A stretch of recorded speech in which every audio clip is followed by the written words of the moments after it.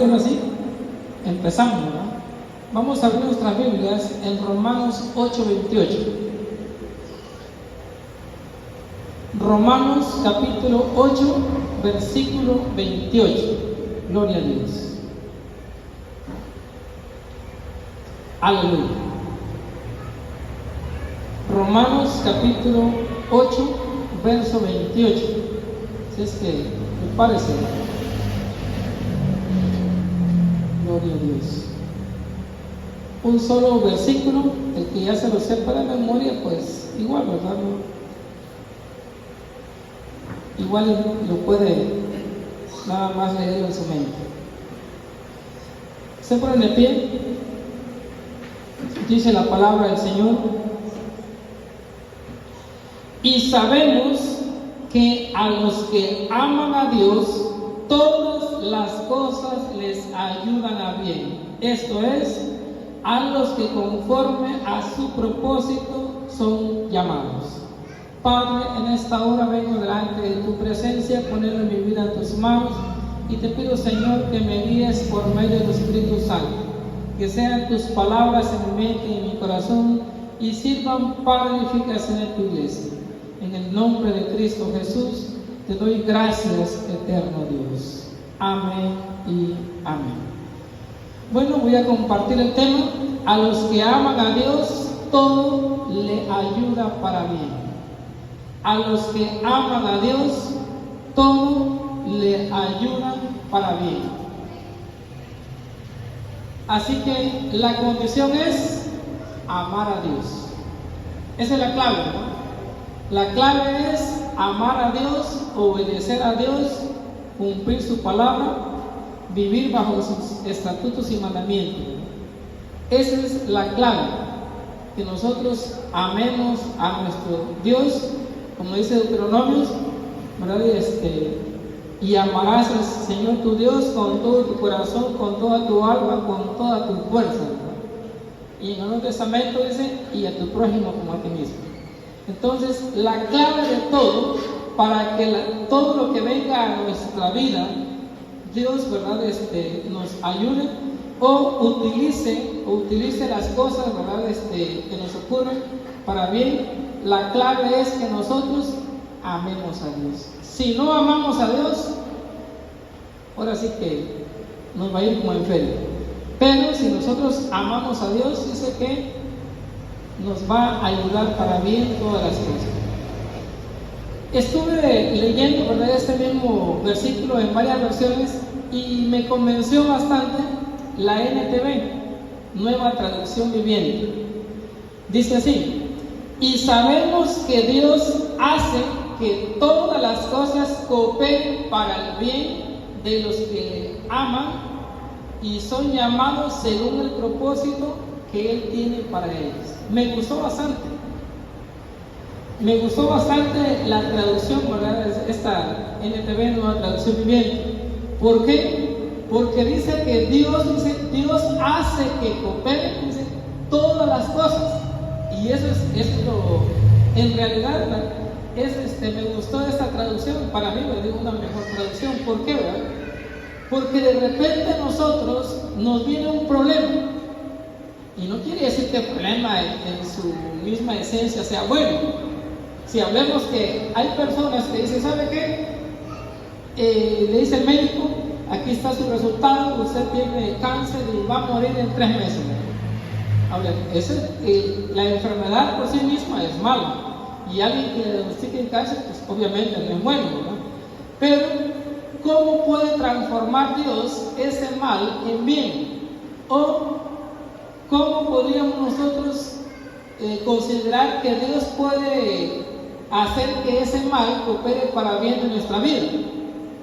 Ese es en sí la esencia del pasaje. Le digo, y está hermoso, ¿no? Está muy lindo el pasaje. Ahora, ¿por qué? Porque ¿quiénes de nosotros no tenemos problemas?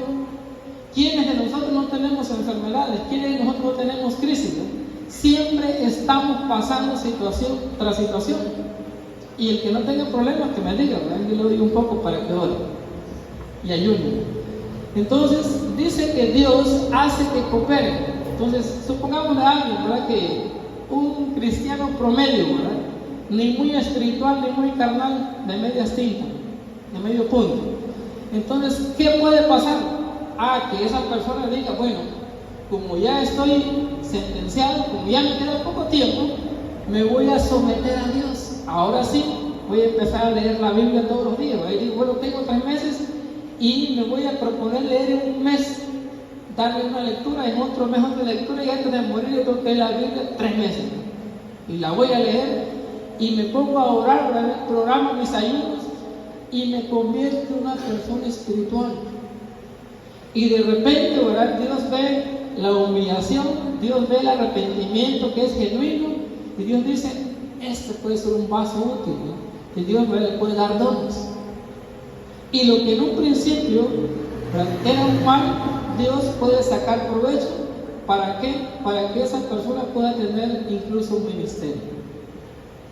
Esto es lo que en sí, ¿verdad?, a grosso modo, nos está diciendo el apóstol Pablo, que Dios hace que todas las cosas, y cuando dice todas son, todas, dice que Dios hace que cooperen para el bien de los que son llamados conforme a su propósito. Ahora, nosotros tenemos, ¿verdad?, en la Biblia un pasaje, vamos a ver una historia muy conocida por algunos, pero también sabemos que tenemos, ¿verdad?, hermanos y hermanas nuevos, ¿verdad?, y por ellos, ¿verdad?, siempre nosotros tenemos que enseñar, ¿verdad?, de lo más detallado posible y lo más específico posible. ¿Por qué, verdad? Porque los que ya somos ancianos en la palabra y en edad, pues ya tenemos leyendo la Biblia bastante tiempo, vamos a leer el ejemplo del sufrimiento de José, hijo de Jacob. Vamos a irnos al Antiguo Testamento, al principio de la Biblia, el primer libro llamado Génesis, capítulo 37, versículos 5 al 11. Vamos a ver, el sufrimiento de José, ¿verdad? Los que hemos leído la historia, y si no, ahorita vamos a compartir, ¿verdad?, la historia de José a grosso modo. No a muy detalle, ¿verdad?, porque pues, usted lo puede leer completo, ¿verdad?, en su casa, todos los capítulos. Pero vamos a ver la historia de José, ¿verdad?, que es un buen ejemplo de sufrimiento. Número 1, nosotros sabemos, ¿verdad?, como dice el apóstol Pablo, que los que son, dice, y son llamados según el propósito que Él tiene para ellos. Vamos a ver, número 1, Dios tenía un propósito para José y era convertirlo en gobernador de Egipto y como jefe de sus padres y sus hermanos. Ese era el propósito de Dios, ¿verdad? Ahora dice este pasaje en Génesis 37, del 5 al 11. Y soñó José un sueño y lo contó a sus hermanos, y ellos llegaron a aborrecerle más todavía. Y él les dijo, oíd ahora este sueño que he soñado. Y he aquí que atábamos manojos en medio del campo, y he aquí que mi manojo se levantaba y estaba derecho, y que vuestros manojos estaban alrededor y se inclinaban al mío. Y le respondieron sus hermanos, ¿reinarás tú sobre nosotros o señorearás sobre nosotros? Y le aborrecieron aún más a causa de sus sueños y sus palabras. Soñó aún otro sueño y lo contó a sus hermanos diciendo, he aquí que he soñado otro sueño, y he aquí que el sol y la luna y 11 estrellas se inclinaban a mí. Y lo contó a su padre y a sus hermanos, y su padre le reprendió y le dijo, ¿qué sueño es este que soñaste? ¿Acaso vendremos yo y tu madre y tus hermanos a postrarnos en tierra ante ti? Y sus hermanos le tenían envidia, mas su padre meditaba en eso. Entonces nosotros vemos que, como dice el apóstol Pablo, ¿verdad?, los que conforme a su propósito son llamados. Entonces Dios tenía un propósito para José. Él tenía un propósito que iba a enseñorearse, iba a gobernar sobre su papá, su mamá y sus hermanos, y ¿verdad? También que iba a gobernar en Egipto. Ese era el propósito, tenía un llamado. Así que nosotros, recuerden que Dios tiene un propósito para cada uno de nosotros, ahora sí de forma general, ¿verdad? Dios tiene un propósito y nos ha llamado. ¿Alguien sabe cuál es ese propósito? ¿Alguien sabe cuál es el propósito que Dios tiene para cada uno de nosotros, para todos? ¿Mande? Amén. ¿Verdad? Que dice, no queriendo que nadie perezca, sino que todos, dice, procedan al arrepentimiento, ¿verdad? Es decir, para la vida eterna. No queriendo que nadie se pierda, sino que todos se arrepientan para la vida eterna. Dios tiene un propósito para nosotros, ¿verdad? Es decir, nos llamó para ser herederos del reino de los cielos, ¿verdad? Para que estemos con Cristo, donde Él esté, usted y yo también estaremos. Ese es el propósito. Entonces, hay un propósito que Dios tiene para con cada uno de nosotros, ¿no? No perdamos ese objetivo. ¿Por qué, verdad? Porque la iglesia está esperando el toque de la última trompeta, ¿verdad? Entonces la iglesia está esperando el toque de la última trompeta, que seamos trasladados. Entonces nosotros no perdamos ese propósito que Dios tiene, ¿verdad? Darnos vida eterna con Cristo Jesús. Ahora, nosotros, ¿verdad? Al leer el pasaje, ¿verdad? De José, dirá, bueno, el que sea gobernador de Egipto, pues en el principio no viene, ¿verdad? Pero viene que iba a gobernar sobre sus padres y sus hermanos. Pero como al leer toda la Biblia, ¿verdad? Encuentro el final y pues también digo que es el propósito de Dios. Número 2, sus hermanos conspiraron para matarlo. Claro, Dios no lo permitió. Pero los hermanos de José conspiraron para matarlo. Le dijeron, bueno, y se quiere poner encima de nosotros, quiere gobernarnos, se quiere enseñorear. Pues dijeron, pues aprovechando que no está en casa, aprovechando que salió de casa, que papá no lo ve, pues de una vez matémoslo y se acaba el problema, ¿verdad? Pero Dios no lo permitió, ¿verdad? Capítulo 37, versos 18 al 21. Dice así, en el mismo capítulo 37, pero ahora versículos del 18 a 21. Dice, cuando ellos lo vieron de lejos, antes que llegara cerca de ellos, conspiraron contra él, dice, para matarlo. O sea, mira que no estaban jugando los hermanos. Y dijeron el uno al otro, he aquí viene el soñador. Ahora pues, venid y metámosle y echémosle en una cisterna y diremos, alguna mala bestia lo devoró y veremos qué será de sus sueños. Cuando Rubén oyó esto, lo libró de sus manos, ¿verdad? Y dijo, no lo matemos.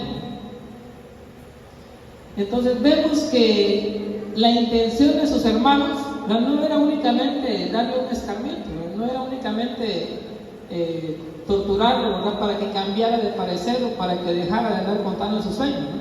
Sino que aquí dice que la intención de sus hermanos era de una vez matarlo, ¿verdad? Pero imagínense meterlo, ¿verdad? En una cisterna, en un pozo, ¿no? Digamos un pozo cierta profundidad que la persona no puede salir del pozo por sí misma, ¿no? Pero en un desierto, un pozo abandonado, lanzar a una persona ahí, imagínense las serpientes del desierto, ¿no? Digo, los alacranes, ¿no? Los escorpiones. Entonces, solamente con el hecho de poderlo aventar al pozo, ¿verdad? Se imaginan sin ventilación, pero los animales que pudieron haber estado ahí, ¿verdad? Pudieron haberle picado y lo hubieran matado, ¿no? Pero Dios, ¿verdad? Lo libró. O sea, a pesar de que estaba en un momento de sufrimiento, a pesar de que estaba en un momento, ¿verdad?, lejos de su casa, lejos de sus padres, Dios estuvo presente, pero lo permitió, ¿verdad? ¿Por qué? Porque Dios permite ciertas cosas que nos ocurran en algunas ocasiones porque nos está preparando para algo grande. Dios tiene que forjar nuestro carácter. ¿Se imagina, verdad? Si nosotros llegásemos a un liderazgo cuando somos de mecha corta, miren, no me toquen, un líder no podría hacerlo. ¿Por qué? El diablo lo tiraría, pero así, ¿verdad?, a la primera. Entonces Dios va formando nuestro carácter, nos va templando para que nosotros, ¿verdad?, lleguemos a ocupar un cargo de liderazgo. Y en este caso José estaba siendo preparado para que ocupara, ¿verdad?, un cargo, pero muy, muy grande. Entonces sus hermanos, ¿verdad?, conspiraron para matarlo. Número 3, sus hermanos lo echaron, ¿verdad?, a una cisterna. Entonces, en el 23 al 24, ¿verdad?, 23, el mismo de Génesis 37, 23 y 24. Sucedió pues que cuando llegó José a sus hermanos, ellos quitaron a José su túnica, la túnica de colores que tenía sobre sí, y le tomaron y le echaron en la cisterna, pero la cisterna estaba vacía, no había en ella agua. Entonces, por lo que dice el contexto, da a entender que la intención de los hermanos era aventarlo y que se ahogaran. Digo, por lo que dice el contexto, ¿verdad?, del 24, dice, pero dice, la cisterna estaba vacía. Entonces nos da a entender que los hermanos no era su objetivo castigar nada más, para decir, bueno, en la cisterna, sino que ahí nos da a entender que el propósito de aventarlo era que muriera ahogado. Esa era la intención. ¿Por qué? Porque la intención de ellos era matarlo, deshacerse de él. Entonces vemos que cuando Satanás ataca en la vida de una persona, no tiene misericordia, ¿no?, quiere matar. Y puede utilizar a cualquier persona, ¿no? Y aquí vemos que utilizó a sus mismos hermanos. Claro, en términos de nuestra cultura, diríamos medios hermanos, ¿no? ¿Sabe por qué? Porque José y Benjamín sí eran hermanos de padre y madre, pero con los otros 10 eran medios hermanos. Entonces, en nuestro lenguaje, diríamos, eran medios hermanos. Entonces, sus medios hermanos, ¿verdad?, trataron de matarlo, lo aventaron a la cisterna para que ahí se ahogara. Número 4, sus hermanos lo vendieron como esclavo a los madianitas. Versículo 38 de ese mismo capítulo 18, pues estamos en 37, ¿no?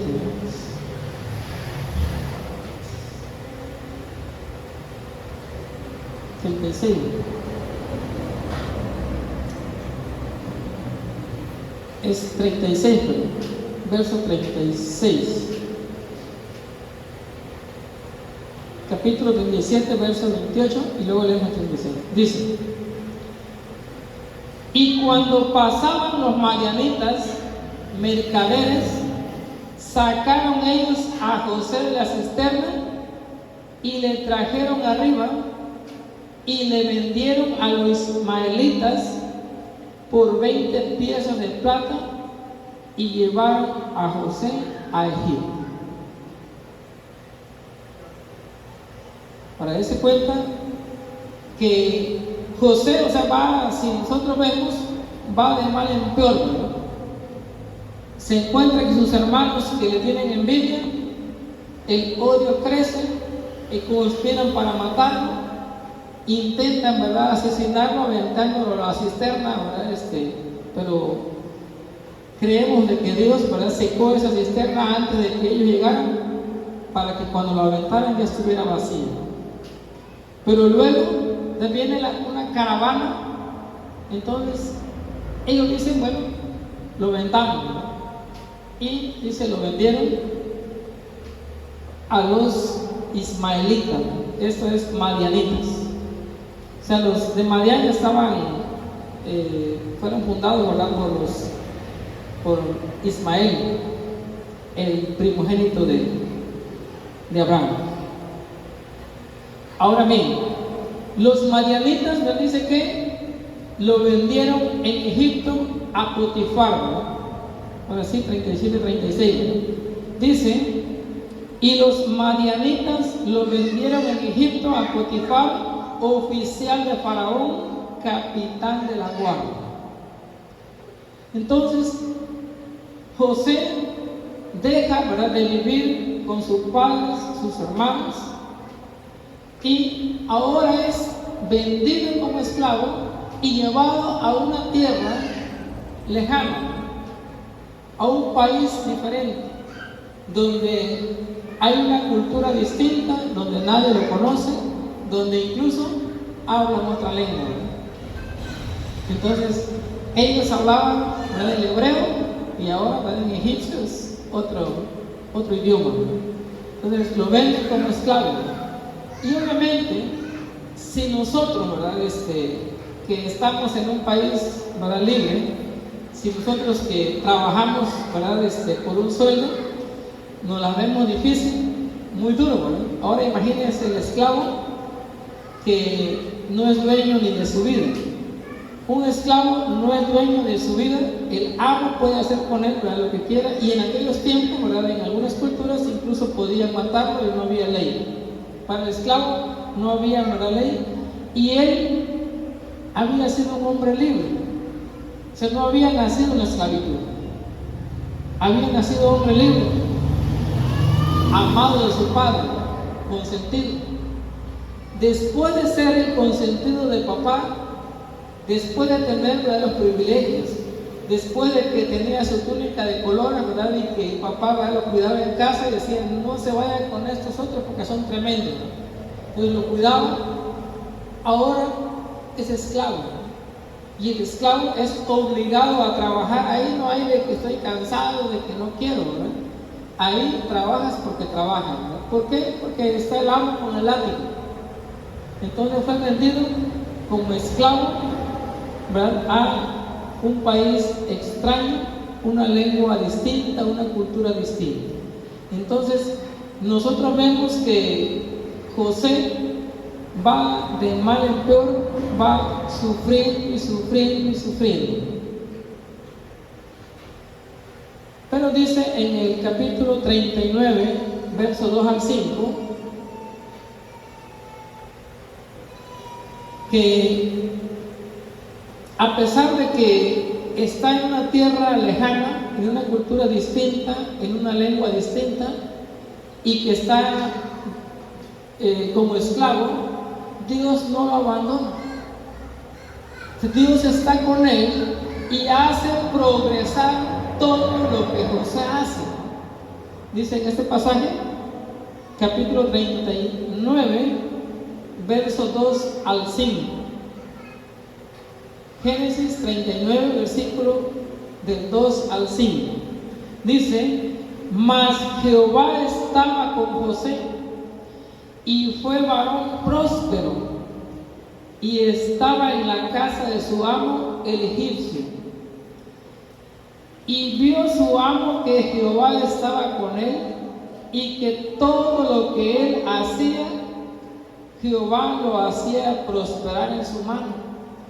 Así halló José gracia en sus ojos y le servía. Y él le hizo mayordomo de su casa y entregó en su poder todo lo que tenía.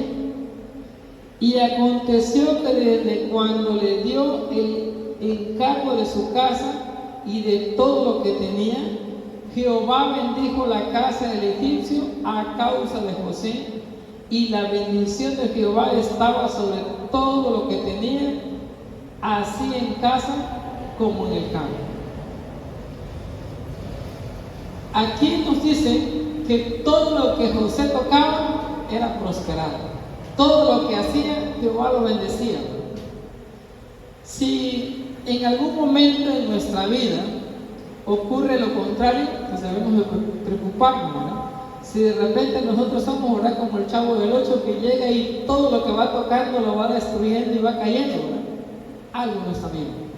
Entonces nosotros tenemos que tomar en cuenta de que el hecho de que nosotros estemos padeciendo una enfermedad, que tengamos un problema, que estemos cruzando por un desierto, no implica que Dios nos haya abandonado. O sea, Dios está con nosotros en medio del problema, en medio de la enfermedad, en medio de la crisis, en medio de la necesidad. Dios está con nosotros. Pero a veces nuestro conocimiento, que a veces es escaso, a veces no logramos entender y decimos, ¿cómo es que puedo estar enfermo y que Dios esté conmigo, ¿no? O sea, ¿cómo es que si tengo un problema y Dios está conmigo? O sea, ¿cómo es que José estaba esclavizado en un país lejano y que Dios estaba con él? O sea, ¿cómo? Sencillo, ¿no? Porque leímos al principio del texto, dice que Dios hace que todas las cosas cooperen para bien de los que le aman. Y José amaba a Dios, obedecía a Dios, tenía temor de Dios. Entonces, él tenía temor de Dios, obedecía a Dios y Dios no lo desamparó. Aunque en los pasajes anteriores no se ve, ¿verdad?, el poder de Dios actuar en su vida, pero el hecho de que Dios no permitiera que lo matasen en el momento, ahí está la mano de Dios. Que Dios había secado la cisterna, había secado el pozo para cuando lo aventaran en ese hogar, ahí estaba Dios. El hecho de que le enviara una caravana para que lo llevasen, de esa manera Dios lo libró de la mano de sus hermanos. Ahora, cuando él está como mayordomo en la casa de Potifar, ahí Dios lo prospera. Cuando entra como esclavo y al ser prosperado asciende a un puesto. Ahora, ¿por qué? Porque Dios está con él. Entonces, Dios, ¿verdad?, lo prosperó y Potifar, ¿verdad?, lo puso como mayordomo de su casa. Hoy diríamos como capataz, ¿verdad? Como capataz, ¿verdad?, de su casa. ¿Por qué? Porque era el segundo en mando.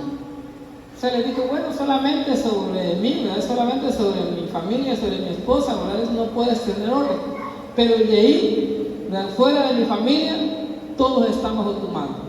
Entonces se imagina, ¿verdad?, una persona que el diablo tenía el propósito de hundirlo, lo vende como esclavo, cae lo más bajo, toca fondo, y que de repente, ¿verdad?, Dios convierte o utiliza para ese mal, lo utiliza para bien y ahora lo pone como mayordomo.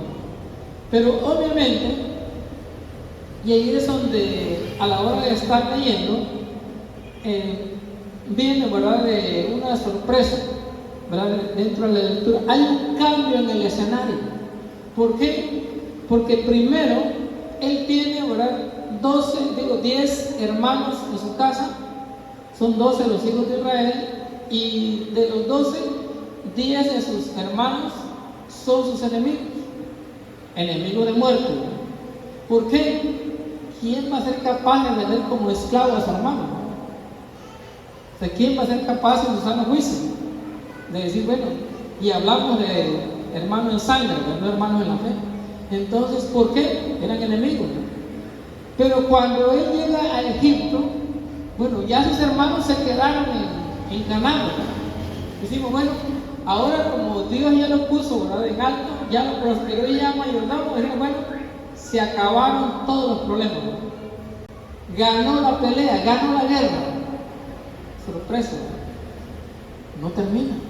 ¿Por qué? Porque en sí nuestro enemigo, ¿verdad?, no es la persona en particular.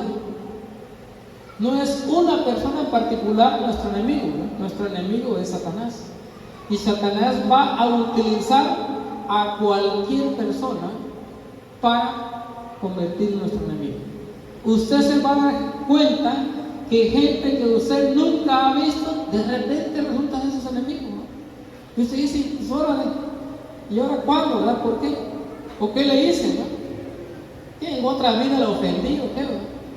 Pero, ¿por qué? Porque son personas, ¿no?, instrumentos en las manos de Satanás. Y dice, ¿verdad?, en este pasaje, que en el verso 7, ¿verdad?, que Satanás utiliza a la esposa de Potifar para hacerlo caer en pecado. Ahora, como el diablo sabe muy bien, ¿verdad?, dice el dicho que más sabe el diablo por viejo que por diablo, ¿verdad?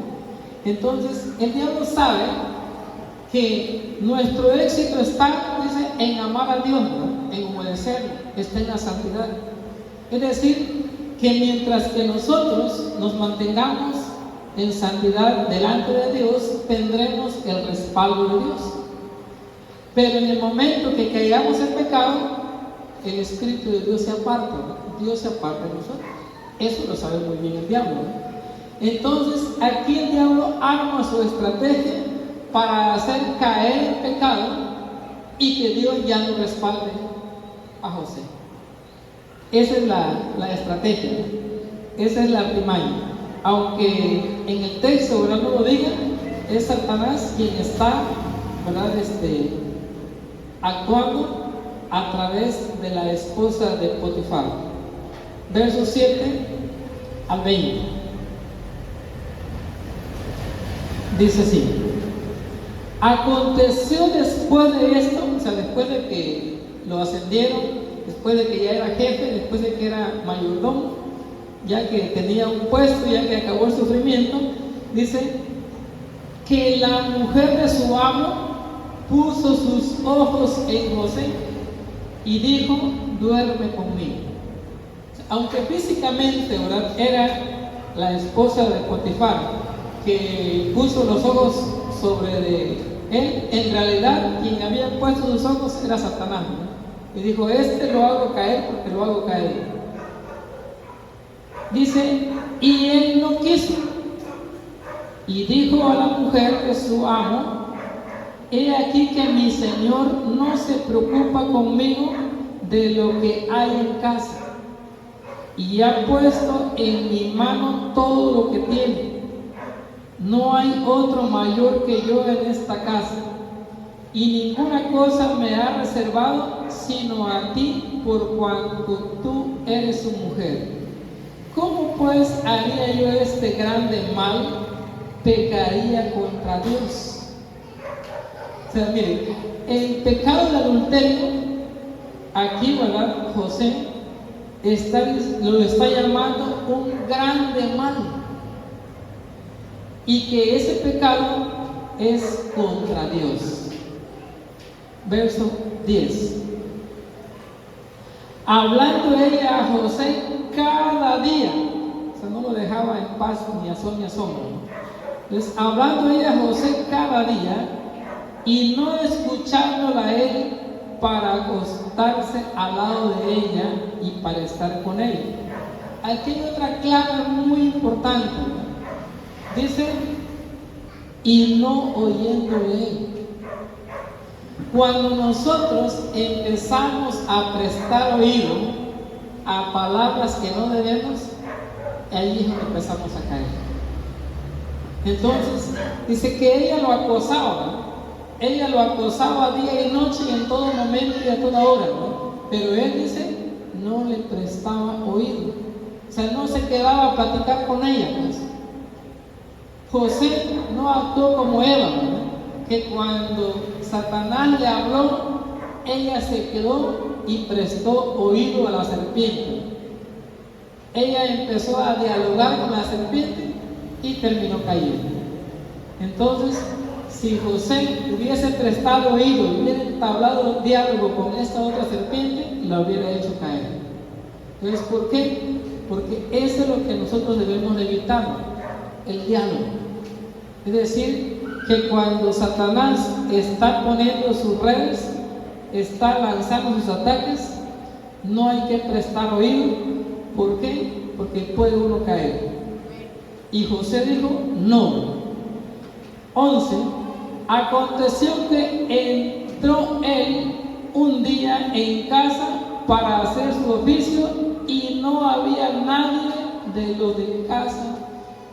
No había nadie ahí de los de casa. Entonces dice, y ella lo asió, o sea, lo agarró por su ropa diciendo, duerme conmigo. Entonces él dejó su ropa en las manos de ella y huyó y salió. Aquí cabe aclarar otro punto. Dice, aconteció que entró él un día en su casa para hacer su oficio y no había nadie de los de casa allí. Ahora, cuando nosotros, ¿verdad? De repente visitamos a alguien en una casa y es del sexo opuesto, es decir, si es un hombre que va a visitar a una casa y nada más es sola una mujer, no es recomendable, ¿verdad?, que la persona entre. De igual manera, si es una mujer que va a visitar a una casa y en la casa nada más hay un varón, no es recomendable que la mujer entre. Es decir, desde la puerta. Son precauciones, es tener cuidado. En el caso de José, pues obviamente él era un esclavo. Él era un esclavo y pues tenía que hacer su oficio en casa. Y obviamente pues la mujer verdadera esposa del amo y era la ama de la casa. Entonces la situación, ¿verdad?, de él estaba complicada. Pero en nuestros tiempos es recomendable que las visitas, ¿verdad?, se hagan siempre en pareja, ¿verdad?, ya sea matrimonio o bien, ¿verdad?, 2 o 3 varones o bien, ¿verdad?, 2 o 3 mujeres. Pero de manera, ¿verdad?, individual no es recomendable que un varón, ¿verdad?, entre a una casa donde exista una mujer sola. Y de igual manera, ¿verdad?, una mujer no debe entrar a la casa donde esté solo, ¿verdad?, el varón en la casa. Seguimos. Verso 13. Cuando vio ella que le había dejado su ropa en sus manos y había huido fuera, llamó a los de casa y les habló diciendo, mirad, nos ha traído un hebreo para que hiciese burla de nosotros. Vino él a mí para dormir conmigo y yo di grandes voces. Y viendo que yo alzaba la voz y gritaba, dejó junto a mí su ropa y huyó y salió. Y ella puso junto a sí la ropa de José hasta que vino su señor a su casa. Entonces le habló ella las mismas palabras diciendo, el siervo hebreo que nos trajiste vino a mí para deshonrarme. Y cuando yo alcé mi voz y grité, él dejó su ropa junto a mí y huyó fuera. Y sucedió que cuando oyó el amo de José las palabras que su mujer le hablaba, diciendo, así me ha tratado tu siervo, se encendió su furor. Y tomó su amo a José y lo puso en la cárcel donde estaban los presos del rey, y estuvo allí en la cárcel. Entonces, ¿qué podemos nosotros observar acerca, ¿verdad?, de que fue a la cárcel por no adulterar con la mujer de Potifar? Es decir, que José, por no querer cometer adulterio, fue encarcelado. Ahora, ¿por qué? Bueno, algunas cosas, digo, están dentro de la voluntad permisible de Dios, forjando su carácter, su templanza. Dios permite, ¿verdad?, podemos decir, esa calumnia. Ahora, imagínense en el acareo, imagínense en el acareo, la palabra de la ama de casa, de la dueña de la casa, de la señora de la casa, contra la palabra de un esclavo. Obviamente tenía la de perder, ¿no? O sea, no era creíble, o no iba a ser creíble la versión de un esclavo. Por eso, ¿verdad?, no se lee, ¿verdad?, en la Biblia la defensa, ¿verdad?, de José. O sea, él no se defendió. O sea, él no dijo: oiga, Señor, mire, es que su mujer es así, ¿verdad? Su mujer es tremenda y mire, pues ella es la que me estaba desvistiendo. Dijo: no se defendió. Entonces, hay momentos en que si sabemos que llevamos la de perder, déjeselo a Dios. ¿Por qué? Si va a perder, ¿para qué pelea? ¿Para qué va a empeorar el asunto? O como dicen los polis, ¿verdad?, cuando agarran a alguien, ¿verdad?, tiene derecho a guardar silencio. Entonces, ¿por qué? Porque en ocasiones el silencio es mejor. José no se defendió. O sea, la señora, ¿verdad?, la esposa de Potifar, lo acusó de todo y él no se defendió. Lo metieron a la cárcel. Entonces, fue a la cárcel por no adulterar. En nuestros tiempos, ¿verdad?, es más, en nuestros tiempos ya ni por adulterio van a la cárcel, ¿verdad? Ya es moda. El pecado ya cruzó los límites y la gente peca, ¿verdad?, de adulterio, fornicación, y, ¿verdad?, las leyes ya ni lo contemplan delito, ¿no? Cada día la sociedad se corrompe más y más. Seguimos. Entonces,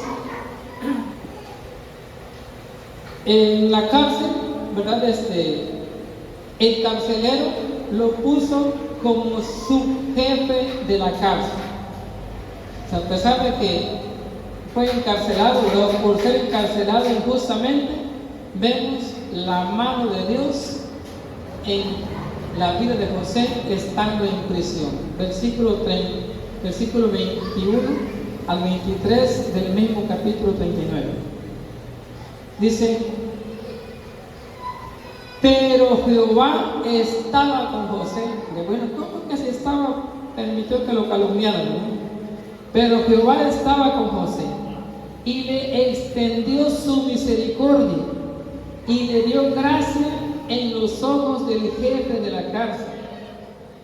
Y el jefe de la cárcel entregó en mano de José el cuidado de todos los presos que había en aquella prisión. Todo lo que se hacía allí, él lo hacía. No necesitaba atender el jefe de la cárcel cosa alguna de las que estaban al cuidado de José, porque Jehová estaba con José y lo que él hacía, Jehová lo prosperaba. Fíjense que estos pasajes son muy hermosos, ¿no? ¿Por qué? Porque nos ayudan a comprender de que en medio de la necesidad, Dios no abandona a sus hijos. Ahora diré: bueno, ¿y un poco tiene más poder el diablo, ¿verdad?, que permitió que José se fuera a la cárcel? Dios está formando el carácter de José. Dios tiene un plan para él. Dios tiene un propósito grande para él. Y por ello está permitiendo que de forma natural se vaya formando su carácter. Para usted y para mí, ¿verdad?, Dios tiene un propósito muy grande: estar con él por la eternidad. Algunos teólogos, ¿verdad?, creen de que usted y yo llegaremos al cielo a ocupar el lugar de los ángeles que se rebelaron en contra de Dios. De manera literal, no lo dice la Biblia. entonces, sino que es, ¿verdad? Creencia. Es creencia, ¿verdad? Que dice, bueno, es que cuando Dios hizo todos, ¿verdad?, los ángeles del cielo, dice, creó en un número perfecto, pero que Satanás se rebeló y se trajo la tercera parte de los ángeles, que son hoy conocidos como los demonios. Dice, y esos puestos, esas vacantes, ¿verdad?, están en el cielo. Entonces, ese número de vacantes de ángeles caídos, ahora la iglesia la llegará a ocupar, ¿verdad?, en el cielo. Digo, es una interpretación, ¿verdad? Es algo que nos enseña. Lo que sí es seguro que donde Cristo esté, ahí estaremos, ¿verdad? Eso sí es seguro, porque dice, voy pues a preparar lugar para ustedes, para que donde yo esté, ustedes también estén. Eso, ¿verdad? Es ahora si llegaremos a ocupar, también, ¿verdad? Porque dice que en la resurrección nosotros seremos, dice en una versión, iguales a los ángeles. En otro evangelio dice que seremos como los ángeles. Entonces, basado en eso, que seremos igual que los ángeles, creen que llegaremos a ocuparlo. Pero Dios está formando nuestro carácter, ¿no? ¿Para qué? Para que nosotros, cuando estemos con el Señor, ya estemos bien formados, ya tengamos bien forjado nuestro carácter. Porque también dice, ¿verdad?, que dice el apóstol Pablo, que nosotros, dice, que llegaremos a juzgar aún a los ángeles. Así que nosotros estaremos, ¿verdad?, presidiendo el tribunal, seremos jueces y que juzgaremos a los ángeles caídos. Así que por ello Dios, ¿verdad?, permite nuestro sufrimiento, nuestros problemas, enfermedades, pleitos, etcétera, etcétera, etcétera. Que Dios lo permite porque nos está preparando para algo grande. Por eso es que José estaba en la cárcel, estaba en la prisión, pero ahí en la prisión, ahí estaba Dios con él. Entonces lo puso como subjefe. Seguimos. En capítulo 41, versículo 38 al 44.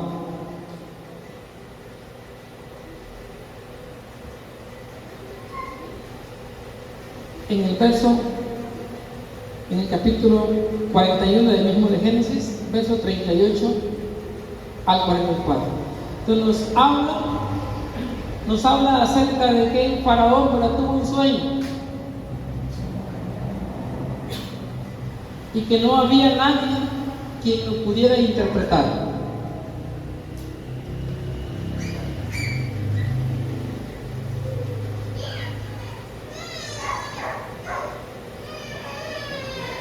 Y que llegó, ¿verdad?, José, interpretó el sueño del faraón y, ¿verdad?,